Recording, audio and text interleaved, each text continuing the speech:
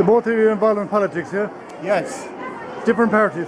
Different parties, but as Martin likes to put it, we're more community politicians rather than directly party politicians. And basically what we find in relation to our experience with Westport Town Council, that there is total unanimity among the 9 elected members, and that politics is left outside the door for the betterment of the community.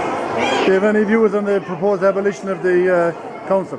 I'm totally opposed to the abolition of the council. The argument for it is that I can make for it is that the minister was very unfair, coming directly with get rid of all the local, the 88 town councils in the country. That every council should have been judged on its merits. Yes, if there is to be reform, so be it. But any council that's paying its way, like Westport Town Council, that always has a surplus every year, and that's doing tremendous work. That they could make the case that they should be kept on, so as to continue on the progression that the town has seen over the past number of decades. What do you think, Martin, about the abolition? Yeah, well, I'd agree with Dr. Keane of our town council has said, like, you know. But again, I'm a community person. I've always been a community person, and to me, whether the council goes or not,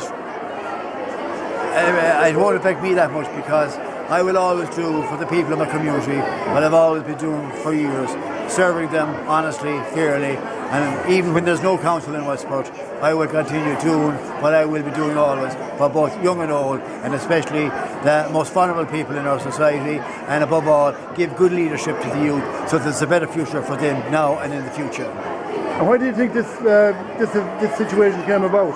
Well, basically, it's very simple. It was penny pinching at best. You get the same financial thing. Absolutely. And I mean, if you take Westport Town Council and look at Mayo County Council, who are 55 million in debt, Mayo County Council are. As I already pointed out, Westport always has a surplus. Also, what should be pointed out is that there is an 8% difference in the rates in Westport and Mayo County Council. Under the new format was being proposed by the Minister for Local Government, that won't be allowed to continue, and that Mayo County Council will increase the rates on businesses in Westport on a yearly basis until there's parity between the county and the towns. Well, do you think will the housing, the rates as we call them, will it reduce the load a bit on business? It will share around a bit? No, the opposite. It's going to have a serious implication for jobs in Westport in the long term. Because as it stands at the moment, and what we have to appreciate, that we do live in a challenging economic environment, and businesses out there are finding it very tough and very hard at the moment.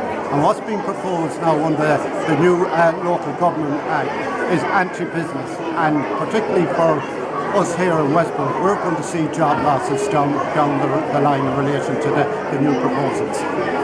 If it goes, will both of you run for county? I'm not ruling it out. It all depends on what the boundary commission comes up with. It depends on how far that constituency will run. If it's a case that it will run from Newsburg to Belmullet, I will not be a candidate in the next local elections. But if it's something different, I will seriously consider putting my name forward. How about yourself, Martin? Well, I'll put it like this. There's a possibility I will run in the new Borough Council, but again, if I don't run, as I said before, I'll be serving the people of Westport always to the best of my ability. You continue as before, yeah? Continue as before, honestly and fairly, but above all, building a better future for our young people and looking after and caring for the elderly.